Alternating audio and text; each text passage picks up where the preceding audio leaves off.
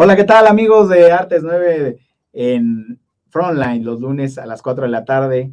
Y mi productor Juan Carlos Chávez mete las cortinillas como se le da su regalada gana, mete las de las de corte y no metió la presencial, pero ya estamos aquí. Y como se dan cuenta, estoy aquí con mi amiga Vanessa Wells. No, es parte de la espontaneidad, Juan Carlos. No lo vamos a corregir, porque eso no es grave, al contrario, lo importante y lo más relevante en este momento es que Vanessa Wells está aquí con nosotros, que ya estaba en un Frontline en línea, y ahora está aquí en presencial presentando Pandemia de los 40, también está acompañada de Ale, de su editor. Mandamos saludos a Diana Sadázar, por supuesto que no está con nosotros. David Mendoza está en las redes, en las fotos, como siempre, y agradecemos a Eddie Jaimes que nos permite hacer este programa. Y ahora sí te doy la bienvenida. Bienvenida a México, que bueno, ya tiene un rato viniendo aquí, ¿verdad? Bueno, quiero mucho México. México me recibe muy bien siempre. Y ya además ya tienes, en particular en esta visita, sí. Tu presentación del libro fue el día 4 de mayo, bueno, pero precisamente hoy hablamos de letras mágicas y ya hablamos a la distancia, pero me gustaría que platicáramos un poco más, no solo de tu actividad como empresaria en las charlas TED, sino de la pandemia de los 40. A ver, cuéntanos todo. todo. Bueno, Pandemia de los 40 es un bebé que lleva 4 meses ya al aire. Nace a partir de una analogía de la pandemia y es como esta pandemia pues nos encierra a todos en el mundo y nos compromete toda nuestra cotidianidad. Eso pasa para los 40, pero lo que sucede con la pandemia de los 40 es que no empieza a los 40, empieza desde los 30 y tantos, a los 32, 34 años, ya cuando estás haciendo cuentas de qué tiempo te falta para cumplir los 40, ya estás en la pandemia. Entonces es una analogía de cómo este momento de la vida nos empieza a hacer esas arrinconadas, ¿no? Esas encerronas mundiales, porque todos pasamos por ahí. Ahí no hay selectividad de ningún tipo, no te sucede a los 40, te sucede casi llegando a los 50, va terminando, y básicamente pues es una etapa de la vida en la que nos quedamos, si no en stand-by, un poquito detenidos y como conformes porque ya hemos hecho muchas cosas en la vida, y eso va generando zonas de confort e incluso poca preocupación por la felicidad, si fuiste feliz en este matrimonio que tienes, si querías tener hijos y no los tienes, si los tuviste, si dejaste de cumplir sueños. Y esa es la invitación de Pandemia de los 40, a través de una serie de anécdotas, contar un poco cómo nos podemos gozar esta edad. Si te la estás gozando, maravilloso, que potencias eso, pero también es un momento y es una invitación a retarnos a tomar decisiones drásticas, cambios de vida profundos, y a soñar en grande. Eso es lo que estamos invitando. Nos queda un 60%, vamos atravesando un 60% de nuestra vida productiva, pues lo que quede, a vivirla con toda. Pero además hoy que está tan de moda, ¿no? Esto de, ¿cómo dicen? El middle age free, ¿no? O sea, así es. La edad mediana, que es, como dices, tienes toda la experiencia, tienes parte de la vitalidad. Ahí anda David Mendoza dando lata, como siempre.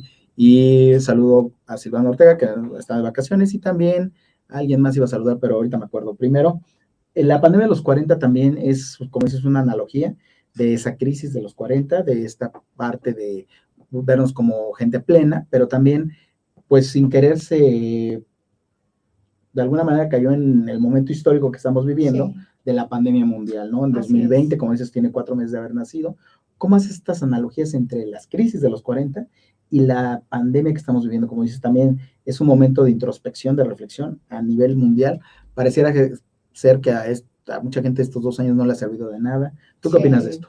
Mira, lo que sucede es que solemos alertarnos los seres humanos cuando algo caótico está sucediendo. Y eso fue lo que nos sucedió en la pandemia. Entonces empiezas a hacer reflexiones pandémicas en medio del encierro y empiezas a cuestionarte matrimonios, una cantidad de cosas. Cuando empieza a llegar esta época, o cada década trae su pandemia, entonces esta pandemia de los 40, cuando empieza a asomarse, te empieza a cuestionar cosas. Lo que pasa es que en esta etapa de la vida no lo decimos. Yo tengo 44 años y me atreví a hablar y a pensar en mí casi a los 40. Para tomar decisiones que realmente me llevaran a otro lugar en donde quería estar.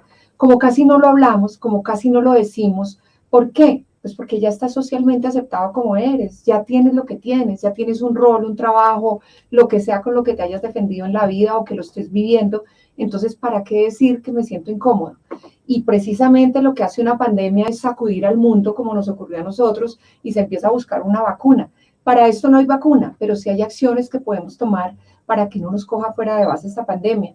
El problema es que si nos quedamos esperando a la crisis, como dices tú, mucha gente se va a sacudir solo en la crisis. Y lo que estamos haciendo en este escenario con mi editor cuando escribimos el libro es decirle a las personas lo que tenemos que lograr es que cuando llegue esa pandemia de los 40, pues estemos pasos adelante y seamos conscientes que tampoco es un momento que nos dé miedo tomar una decisión radical de vida o tomar una decisión de volver a soñar en grande, todo lo contrario. Se disfrutan otros escenarios que en otras etapas no disfrutábamos, ¿sí? Desde la parte física hasta la parte mental, hasta la parte de salud interna.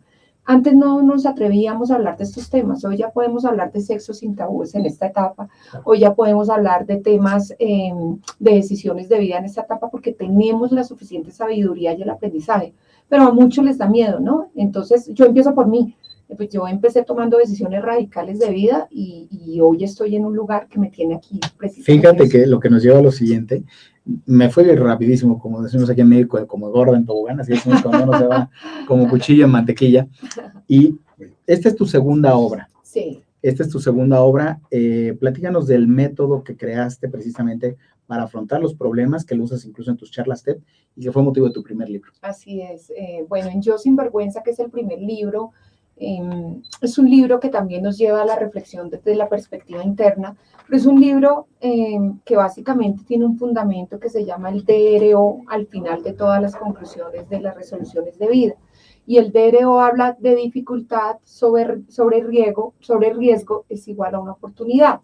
El DRO lo que nos invita a mirar es cómo a partir de las adversidades, si nos proponemos a darles perspectivas y miradas distintas, podemos encontrar retos que se convierten en oportunidades de vida, con una experiencia de vida absolutamente real, con un método basado en la neurociencia, en la que se nos permite interpretar de una manera distinta los escenarios que nos están rodeando.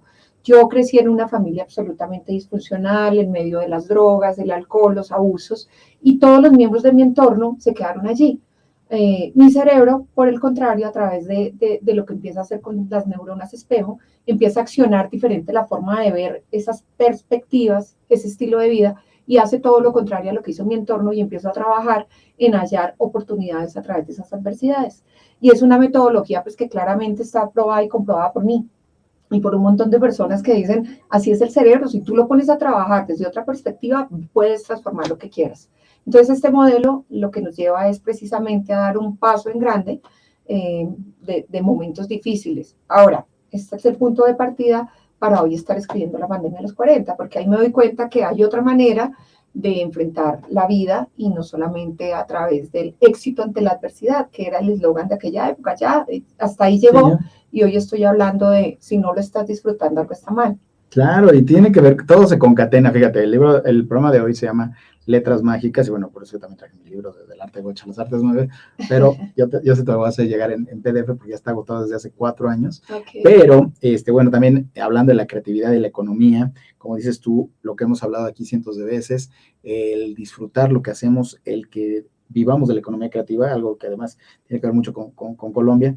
Por cierto, rápido, si quieren adquirir estas bellísimas tazas o saber dónde conseguir estos muñequitos, hay que ir al Museo del Estanquillo, entren a la página porque tenemos ahí muchas actividades de economía creativa durante el mes de mayo y junio y julio para actividades de la familia Burrón, que por aquí está la familia Burrón, y para también actividades de lucha libre. Pero ahora, fíjate que hablando de economía creativa, debería haberte dicho primero la pregunta para que la fueras pensando en lo que platicábamos. Tú eres de Colombia, conoces mucho de economía naranja, es un concepto que para ustedes, y sin querer, pues es vivir de las ideas. ¿Qué nos puedes decir tú en general de la economía creativa y qué es para ti la economía creativa? Hablando en este mes de mayo que le estamos dedicando a la creatividad, a la madre y a la creatividad. Bueno, pues la economía creativa, como tú dices, en mi país está muy desarrollada. La economía naranja es un impulso que ha venido respaldando a todas estas nuevas generaciones, incluso antiguas, o digo antiguas que estamos un poquito más atrás, como en mi caso, superando los 40, pero básicamente lo que busca a nivel estatal el país es precisamente impulsar todas estas ideas que no son tan convencionales, pero que se pueden... Sí, que no son la industria tradicional, de la transformación exacto, o de la extracción. Exacto. Sin embargo, hay mucha economía creativa que va fluyendo a partir de las mismas necesidades de nosotros. Entonces, esto, por ejemplo, es el producto de...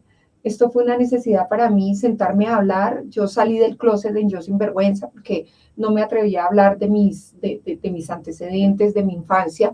Y cuando hago el TED, pues ya, salgo del closet y entonces me dicen, estás para un libro, escribo el libro, y a partir de esa necesidad propia, pues empiezo a impulsar una economía creativa que le empieza a llegar a muchas personas en mi país. Y cuando empiezo a ver la receptividad del libro, pues más aún que México lo recibe por Amazon, y me sorprende cómo Amazon en México lo empieza a leer y a consumir.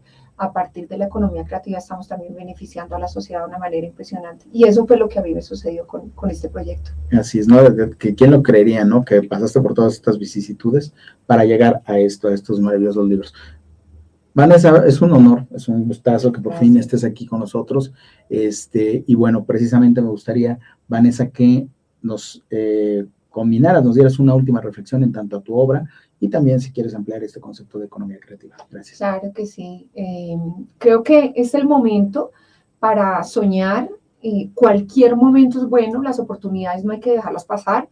A todas estas generaciones que creen que de pronto es muy temprano para empezar o que es muy complejo, hay que trabajarle, hay que levantarnos y caernos, hay que volver a retomar. Aquellos que arrancan y nos va bien, tener paciencia, porque a veces cuando estamos emprendiendo y cuando estamos pensando en hacer economía, pues los resultados los queremos ver muy pronto. Yo cofundé una compañía de la que me desvinculé ahora el 31 de marzo, precisamente para dedicarme a este sueño mío, pero estuve 20 años allí y el fruto del trabajo de 20 años lo estoy viendo hace apenas unos años. Yeah. Entonces es un tema de... ¿Y de qué era la compañía? De logística. Nosotros, bueno... Transportación y todo eso. Sí, y desarrollos tecnológicos en grande, en 4 países. No empezamos una personita y yo, un mensajero y hoy son 9,000 personas en 4 países, entre los que está México, Colombia, Chile, bueno, hasta la Florida lo alcanzamos a dejar montado.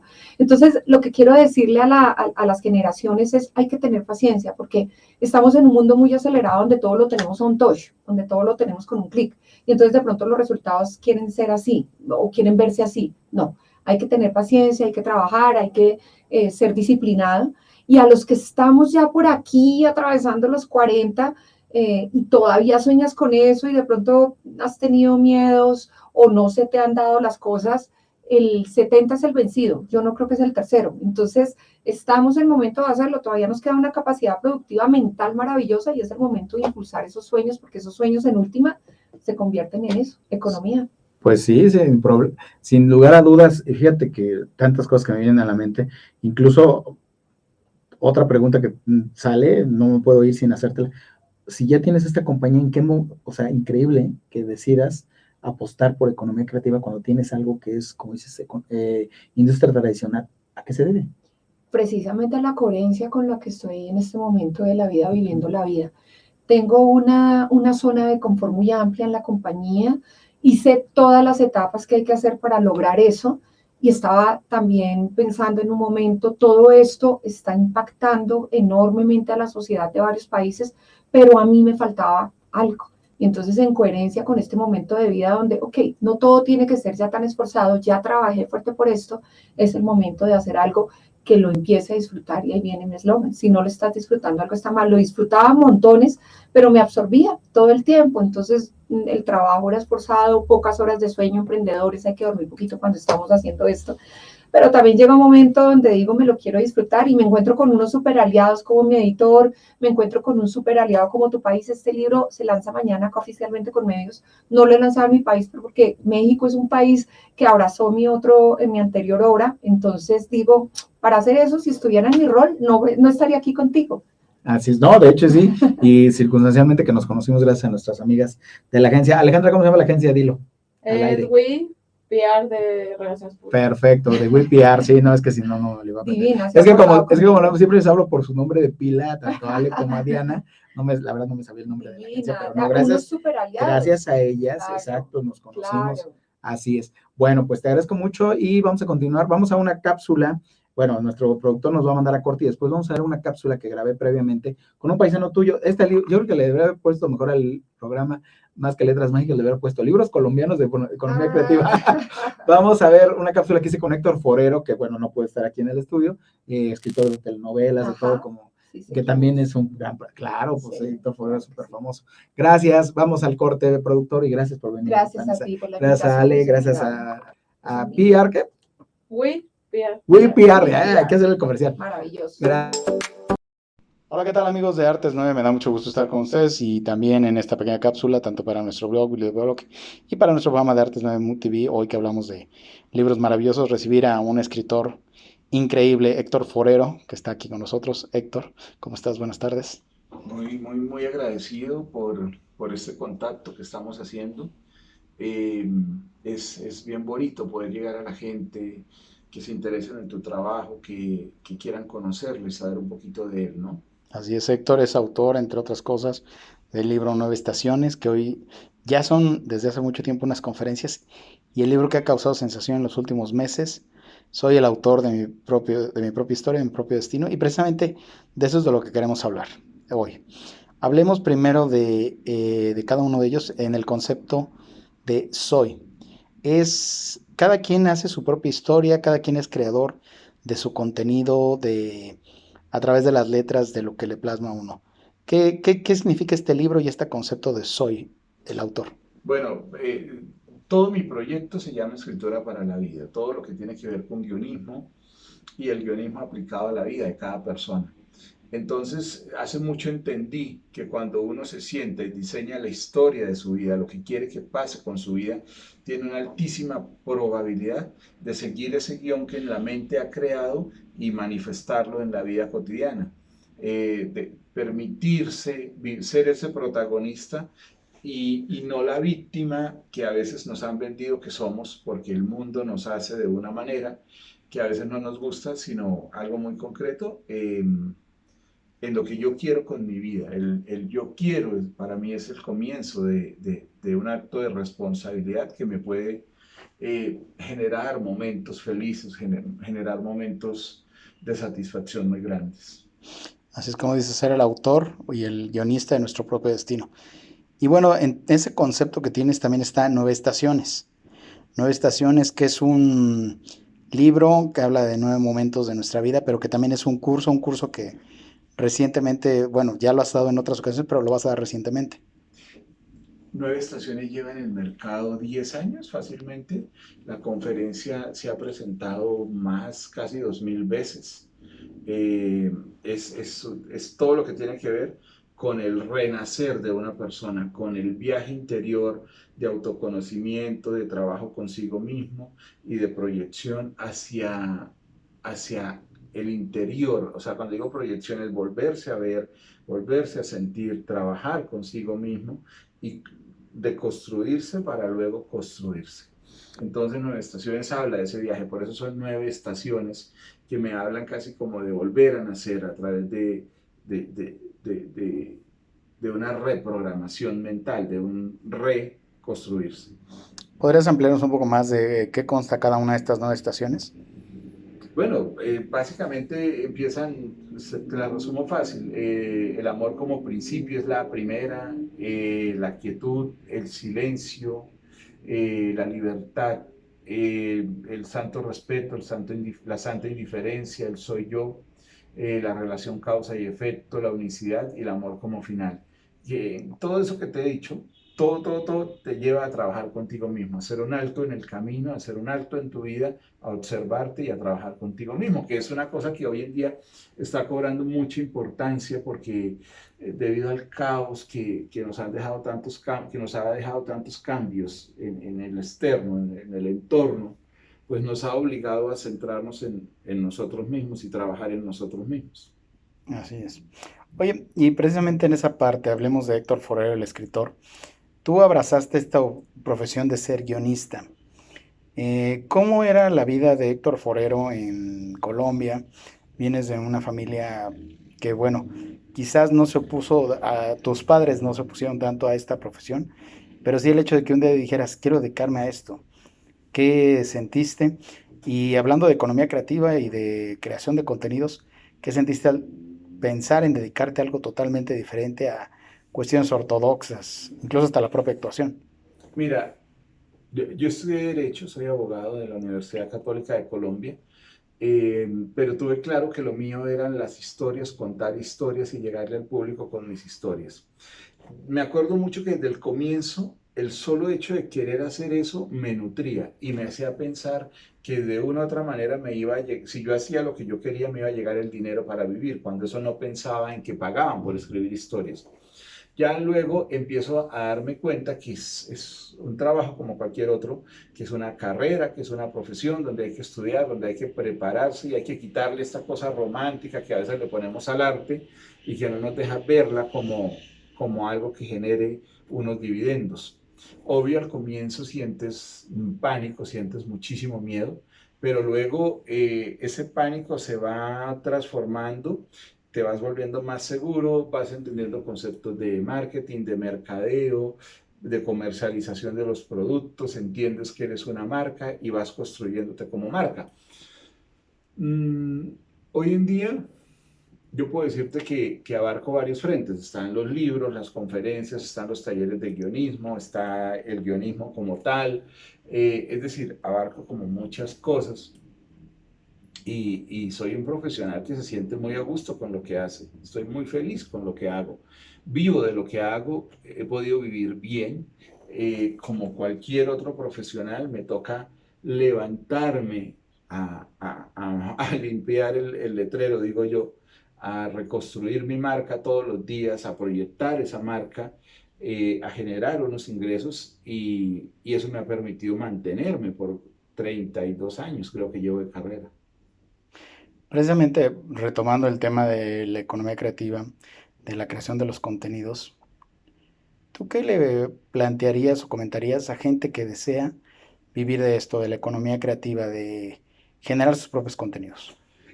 Mm, que le quitemos el romanticismo y entendamos que el entretenimiento, que es lo que yo hago, cuando escribo una historia, yo lo que busco es entretener, que el entretenimiento, que la ficción lo que busca es divertir a la gente, así como cuando compran un boleto para entrar a cine o para entrar a un parque de diversiones, el sentarse frente a una pantalla, ver un contenido que yo escribo, tiene que cumplir un objetivo. Entonces, ese objetivo se traduce en un concepto comercial que tengo que entenderlo y tengo que entender que ese producto tiene que vender y ese producto tiene que ser exitoso y ese producto tiene que ser comercial.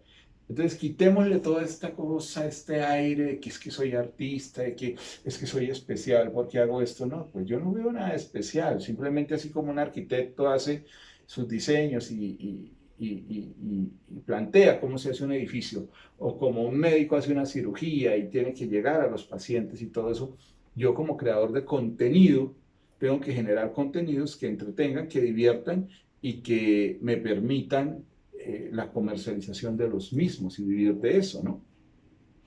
¿Cómo es tu método de trabajo, si nos puedes compartir grosso modo, o cómo es un día en la vida de Héctor Forero? O Soy, una semana más que un día. soy un tipo muy disciplinado dentro de la indisciplina, es decir, no soy un tipo de horarios, de que tengo que levantarme a esta hora, ir al gimnasio, no. Procuro seguir el ritmo de mi vida, el ritmo interno. Si hoy amanecí con sueño, prefiero dormir. Si amanecí muy pila, entonces me levanto y escribo. Pero siempre estoy focalizado hacia lo que tengo que hacer. Me genera mucho placer cumplir con las cosas, me genera mucha satisfacción entregar un guión, entregar un proyecto o llegar a tiempo a un teatro, a una conferencia. Entonces no tengo como un día así que yo te pudiera decir es que mi día es esto, porque hay días que no hago nada y hay días que hago de todo. ¿Qué tengo yo a la mano? Siempre tengo como unas fichas de trabajo en donde voy copiando lo que tengo que hacer. El guión tal, la conferencia tal, el video tal, y voy poniéndole palomita a cada cosa de esas, pero no en un orden estricto o en una disciplina así mordaz o brutal, no, no, no, para nada. Muy relajado, mi vida es muy relajada. ¿Cómo logras esa focalización de los objetivos? ¿Tienes algún método o bien ¿Cómo podrías compartirle esto a gente que se dedica a la economía creativa? Yo creo que toda la vida se hace por un guión mental. Entonces, si yo puedo trazar ese guión mental que empieza cuando yo describo, tengo que hacer esto, el personaje llamado Héctor tiene que hacer esto, cumplir con estas metas, con estas cosas, lo vas poniendo y ya tu interior, tu ser interno te va llevando a hacerlo. Porque el solo hecho de decidir, lo voy a hacer, ya es un gran avance. Digamos, por eso decía que soy muy disciplinado dentro de la indisciplina, porque hay gente que se cuadricula mucho y es que a esta hora, a tal hora, no, yo tengo como una indisciplina general, pero dentro de esa indisciplina soy muy disciplinado, con objetivos de entrega, con metas muy concretas de trabajo. Lo otro que hago mucho es que todo el tiempo vivo pensando en mi carrera, todo el tiempo vivo pensando en qué quiero ser, en cómo quiero serlo, en qué tipo de historias quiero contar, a dónde quiero llegar, y eso me ayuda muchísimo. Muy bien, gracias Héctor Forero. Pues por último, me gustaría una última reflexión para nuestro público, para nuestros seguidores en torno a la creación de contenidos y la economía creativa. Un último comentario que quieras dejar? Mira, hay un concepto que he manejado con este último libro que se llama Cuéntame una historia, el último libro, que es todos necesitamos contarnos una gran historia. Todos necesitamos contarnos una gran historia, porque cuando no nos contamos una gran historia sobre nosotros mismos, nos deprimimos, nos frustramos, perdemos los sueños. Entonces es maravilloso aprender a contarse historias a sí mismo, de lo que yo creo que soy capaz de lograr, de lo que puedo lograr, de lo que puedo trabajar, para que al contármelas se produzca este ímpetu creativo y yo pueda materializar eso que llevo adentro.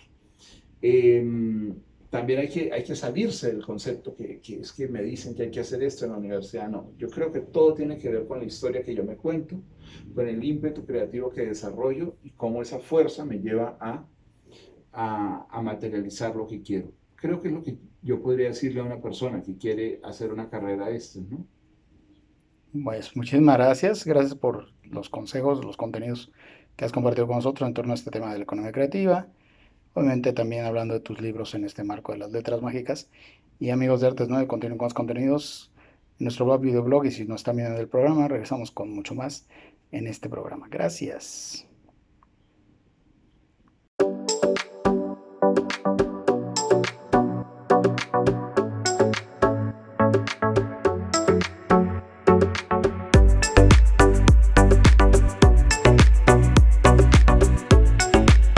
Gracias, pues ya estamos de vuelta después de esta cápsula que hicimos con el maestro Héctor Forero a la distancia.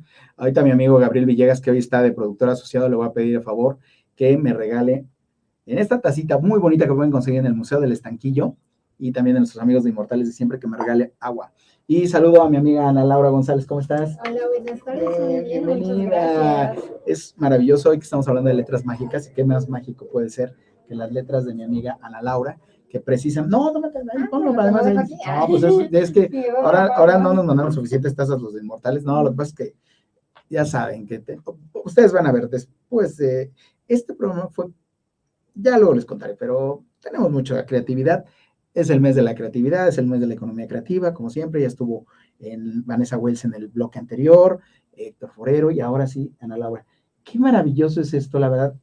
Ay, es que yo sí estoy enamorado del concepto, es que esto es súper creativo, además promueve los valores. ¿Cómo se llama este animalito? Es Toulouse, es mi perrito. Ah, como, ¿y si es en la vida real o no? Es un perro de verdad, es mi mascota. Es un terrier. Es un schnauzer. Ah, schnauzer. Es un schnauzer, sí. Y esos son los maravillosos libros que has escrito para promover y fomentar los valores con los niños. A ver, platícanos de Toulouse, que es la aventura de este perrito, y Ana Laura, ¿cómo nacen estos maravillosos libros? A ver si Pues, vamos a abuelo, no vaya a ser no un vaya a ser accidente. de malas.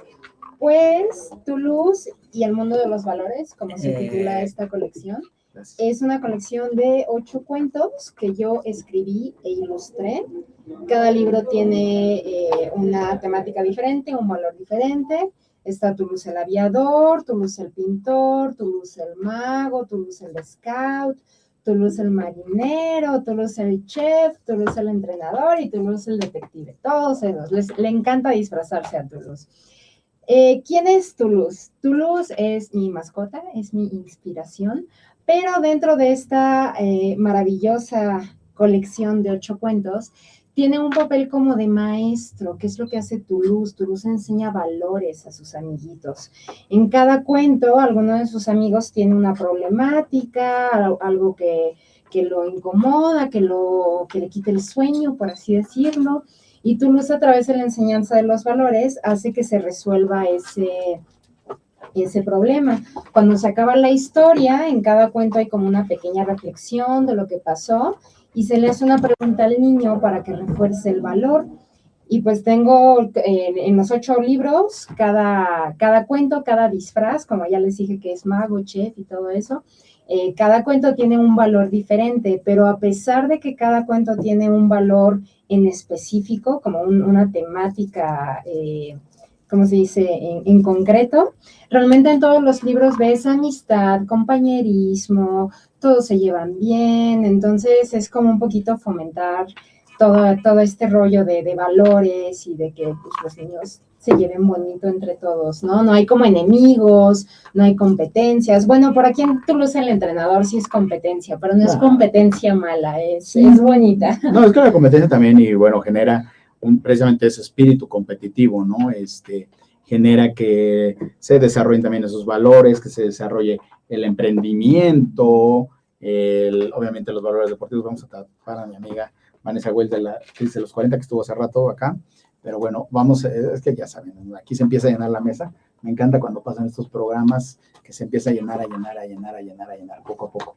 Oye, y bueno, a todo esto, la pregunta del $1,000,000, o 2 preguntas del $1,000,000. Primero, tú eres diseñadora, estudiaste en la ENAP, o resulta que eres abogada y un día te gustó hacer libros de perritos. No, yo estudié comunicación visual. Okay. Y de hecho todo este proyecto surge, el libro original es Toulouse el pintor. Yo en una de mis materias, en un semestre, tuve técnicas de ilustración, tuve acuarela, carboncillo, pastel, color de madera, todo, ¿no? Y el examen final era hacer un libro infantil y yo decidí pues hacer Toulouse el pintor, ¿no? Años después, mi editor conoció el cuento de Toulouse el pintor y se enamoró del proyecto y dijo, le veo futuro, tienes talento, está muy padre el mensaje, pero quiero una colección. Y pues de ahí fue que surgió el empezar a trabajar toda esta colección. Perfecto, eso es lo que te voy a decir, ¿cómo surgió esta idea del libro? Porque de repente nos fuimos directo a quién es Toulouse. Es que me encantó Toulouse, es mi ¿no? perrito. Claro, fíjate, y todos, todos los animalitos que salen han sido, o porque por ahí está uno que se llama Satie, que es el hermanito de Toulouse, ese también es mi perrito, y todos los animalitos que salen han sido mascotas de familias, de amigos. Por ahí hay un gato que es un vecino, que pues sin pedirle permiso fue así como de, voy a dibujar al gato del vecino, ¿no? Pero todos los animalitos, salvo un castor que aparece por ahí, pero son reales. Bueno, pues es maravilloso esto que nos platicas. ¿Cómo puede adquirir la gente estas obras? Y precisamente, ¿qué actividades has hecho aparte de presentarlo? Porque creo que has presentado hasta en convenciones de cómics, sí, pero has presentado el libro en varios lugares. ¿Y cómo puede la gente acceder a estos libros? Pueden entrar a la página www.toulouse, es como suena y como se escribe, es TULUS.mx. Ahí viene un poquito más información de qué trata cada valor, de qué trata cada libro, y hay un cuadrito para que me puedan contactar. A mí me va a llegar directamente un correo electrónico y ya pueden estar en contacto conmigo. Únicamente se venden a través de mí, no están en librerías, no están en tiendas, en ninguna plataforma de venta, es únicamente directo, entrando a la página de internet, me llega el correo y yo les contesto. Bueno, pues es sumamente edificante. Y bueno, ahora pasamos a uno de los menesteres de estos programas, la economía creativa y la creatividad. ¿Cómo te inspiras tú para crear esta obra y cómo echas a volar tu creatividad y tu innovación en esta obra que nos presentas? O sea, ¿cómo la creé? ¿Cómo la creaste? ¿Cómo la surgiste? ¿Cómo te surgen las ideas, las aventuras de Toulouse? Porque ahí dices, el primer ejercicio fue Toulouse el pintor. Así es. Pero luego después fue el entrenador, pero después fue el chef, después fue el aviador, después fue el mago. ¿Cómo? Y fue un trabajo larguísimo, la verdad. Fueron pues 3 años desde que el editor dijo, me late, pero apóyame con más libros. Fueron 3 años de estar bocetando, de estar haciendo la historia en mi mente, escribiéndola, pintando, editando, escaneando, de todo, ¿no? Igual hubo un proceso de aprobación, tanto del texto, de los dibujos y todo. Pero para yo inspirarme, híjole, es que hice de todo, la verdad, porque pues como cada cuento es tan diferente, no sé, para el del chef, me acuerdo justamente que yo quería hacer como una receta y no tenía ingredientes, y yo así de, ay, si alguien me prestara un ingrediente y trabajáramos todos en equipo, ¿no? Y era como de, ay, pues voy a hacer algo similar, ¿no? Algo como de trabajo en equipo y que quieran hacer un pastel. Iban surgiendo como situaciones, ¿no?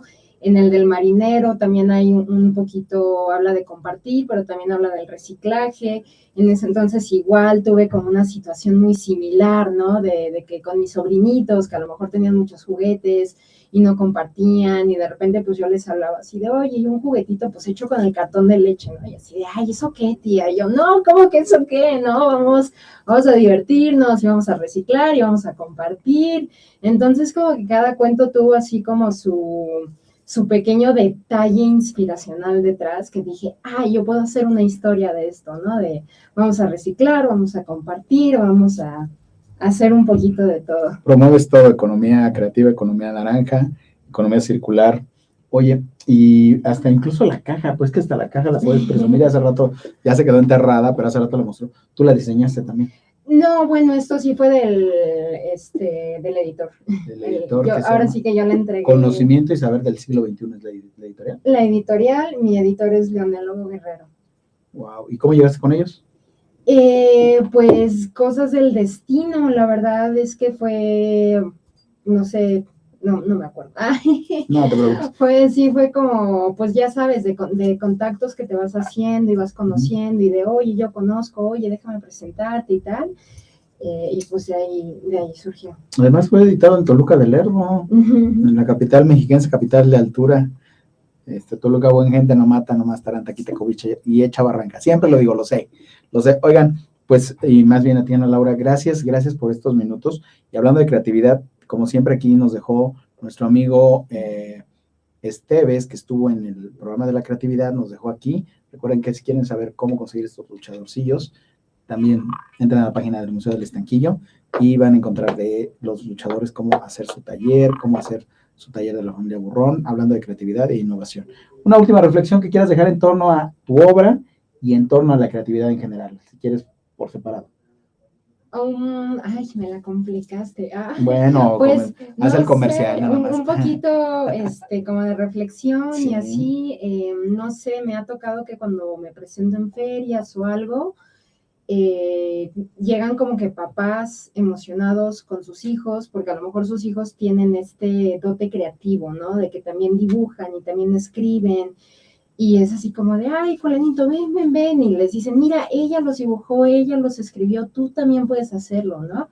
Y el niño así como de, ay, no, es que es muy difícil, que yo, obviamente, pues estás como chiquito y no te imaginas el trabajo que hay como detrás de todo esto, y yo los motivo, ¿no? Les digo, oye, claro que puedes, yo pude, tú puedes, ¿no? Wow. Entonces, digo eso hablando en cosas de libros y de ilustración, pero si no es libros o ilustración, en cualquier otra cosa que quieran lograr, lo pueden lograr y háganlo. Háganlo. Háganlo. Sí, lo único que los detiene es así como el de, ay, no, es que qué tal que no, porque no es tanto la flojera, porque la flojera realmente no. O sea, es como el de, ay, no, es que qué tal que no, es que no puedo, es que no sé qué, sí se puede, háganlo. Háganlo y hemos hablado. Yo tengo aquí mis 8 libros que yo pensé que no iba a suceder. Para mí es un sueño. Cuando mi editor dijo, te encargo 8 libros y yo nada más tenía uno, yo dije, jamás voy a acabar, jamás se va a publicar, me va a cancelar el proyecto, no va a pasar nada. Pero miren todo esto. Mírenla, está triunfando y brillando. Véanla a triunfar, brillar. Bueno, muy bien, pues Ana Laura González, ahí están las redes sociales para que sigan su trabajo y por supuesto vamos a continuar con más letras mágicas. Tenemos una última participación, vamos al corte que es de identificación, no a la cortinilla principal. Productor Juan Carlos Chávez, un abrazo. hoy quiero tener un pequeño conversatorio con personalidades de las artes y de la cultura. Está aquí a mi lado la egresada de la Facultad de Derecho, Esther García. También está Patricia Madrid, actriz. Hola. Y el dramaturgo Adolfo. Y bueno, vamos a platicar un poco en torno a las artes, a la cultura, a los libros. Y bueno, me gustaría que ustedes nos platicaran un poco qué es para ustedes el libro y precisamente cuál es la obra literaria que más los ha marcado. Si empezamos primero con de allá para acá, ¿les parece bien? ¿O con las damas primero? Pues de allá para acá. Vamos. Adolfo, platícanos tú que eres dramaturgo, Adolfo Hola. Sánchez, ¿cuál es la importancia que ha tenido el libro en tu vida y cuál es la obra literaria que más te ha marcado? Pues el libro ha tenido una importancia crucial. Pero ha servido como una especie de ventana hacia muchas posibilidades, hacia un movimiento de pensamiento, yo que sé, una forma de ejercitar el cerebro. Y pienso que más allá de si nos abre otro mundo y la imaginación y todo eso, que es verdad, es más bien también una forma de seguir entrenando nuestra capacidad mental, no nada más quedarnos nos obliga la lectura y los libros a poner nuestra atención, a entender, a poder estar ahí practicando con nuestra mente la memoria, la intuición, muchas facultades que muchas veces las dejamos pasar por alto, ¿no? Ahora, me preguntabas de ¿Cuál es la obra literaria que más te ha gustado, que ha influido en tu carrera o en tu formación personal? La obra que más ha influido y más me ha gustado, y es un libro bien raro, es El Cantar del Mío Cid. Es un libro bien raro porque además está escrito en un castellano que nadie entiende y a todo el mundo le aburre porque todo el mundo dice que le gusta pero le aburre. Pero para mí fue muy increíble. Para mí fue leerlo por primera vez. Fue primero ver cómo se escribía en nuestra lengua antes y después poder... Yo tuve la oportunidad de irme becado a Valencia y entonces estar ahí en Valencia y darme cuenta que, pues en realidad es un cuentito muy complicado con un montón de cosas brutales, pero es un cuentito que no necesitamos ver a Walt Disney y todo esto, ¿no? Sino ahí está, es parte de la historia y es increíble poder constatar que si en el libro del Mío Cid decía, existe este castillo, llegas a Valencia y existe ese castillo. Así es, bueno, y precisamente además para combinarlos a que, bueno, precisamente este tipo de obras no son nada aburridas. Patricia Madrid, en tu caso, platícanos, por favor, pues, ¿qué es el libro para ti? Mira, yo coincido en que es una ventana a muchas posibilidades y también para mí ha sido un compañero de distintas etapas de mi vida, ¿no? He tenido distintas lecturas que al igual que con la música y con los aromas, si yo pienso en determinados libros, como que ubico ciertos momentos de mi vida, ¿no? En lo que, claro, cuando yo estaba leyendo ese libro, en mi vida estaba pasando esto, ¿no? Hay como que lo asocio de alguna manera mucho como por etapas y por momentos. Entonces creo que es un buen compañero. Son referentes, son ejercicios mentales, son ejercicios imaginativos que a nosotros como actores pues nos funciona muchísimo, ¿no? O sea, empiezas a leer y te lleva a otro espacio, a otro lugar, a otro tiempo, pero además que como buena actriz, cada cosa que leo, así esté leyendo el anuncio de no sé qué, yo ya me estoy visualizando en ese contexto, en esa escena. Entonces, pues para mí es muy gozoso leer libros. Y yo creo que de los que más me han marcado, por ejemplo, El amante de Marguerite Duras, cuando lo leí, así imaginarme, ¿no? A la chica enamorada de este hombre y tan misteriosa y tan atractiva y con toda esa atmósfera, ¿no? Tan lejana a mí, ¿no? Hasta cierto punto, me fascinaba, ¿no? Podía como que oler y escuchar el puerto y los ambientes ahí de los barcos y demás, en donde los muelles, ¿no? Donde se citaban. Otro libro que me marcó mucho fue Las travesuras de la niña mala, de Mario Vargas Llosa, que también, o sea, lo leía y me llevaba por todas las aventuras de esta niña mala, ¿no? Incluso como cuestionándome qué tanto me identificaba o no me identificaba con el personaje. En fin, muchísimo, ¿no? En algún momento, pues también la Ilíada, hablando de libros que para mucha gente es como, ay, qué difícil esos libros, por ejemplo, la Ilíada, ¿no? A mí me fascinaba, porque además a mí como todo el mundo griego no sé, me atrapa con mucha facilidad. Y pues bueno, clásicos el Quijote. Además, fíjate que de los primeros argumentos que yo conocí fue el Quijote cuando era niña, pero lo leí en un libro ilustrado, o sea, era un resumen del Quijote, pero con imágenes en un libro ilustrado. Y entonces me fascinaba ver las imágenes de Sancho Panza y de los molinos y todas estas cosas. Y el Quijote se volvió un personaje referente para mí, ¿no? En mi casa tengo cuadros, figuras de Quijote. Y después, ya más grande, leer lo completo, ¿no? Ya sin dibujitos, fue como vivir la misma experiencia, pero no igual, ¿no? Ya desde un nuevo lugar, yo más grande, con todo, leerlo por completo, en fin. Hay muchos libros y para mí son un gran compañero y un referente en donde hago vínculo con ciertos momentos de mi vida. Así es. Ahora, Esther, gracias. Y ahora Esther García. Pues coincido en eso último que menciona Pati sobre los libros en un momento de tu vida. Si a mí me preguntas qué es un libro o qué es la lectura para mí, yo diría que te transporta, es viaje, es pasión, porque es increíble cómo a través de las letras y de las palabras puedes estar en otro lugar, puedes sentir los olores, puedes viajar. Pareciera como si estuvieras drogado, ¿no? Cuando lees un libro. me han contado, porque dices, viajas, es increíble lo que logra la mente y la imaginación y esta parte sensorial al leer una letra con otra y esta pasión. Y bueno, a mí me gusta mucho la oratoria, nos gusta mucho la oratoria, entonces saber que las palabras al unirse hacen sentirte estas emociones, pues es magnífico, es un sueño. A mí la literatura y la lectura llega cuando iba en la secundaria, y el libro que me marcó y por el que empecé a leer y dije, wow, ¿cómo es posible que esto venga a las lectoras? No es tan recomendable para menores de edad, pero se llama Pocos son los elegidos perros del mal, de Eusebio Rubalcaba.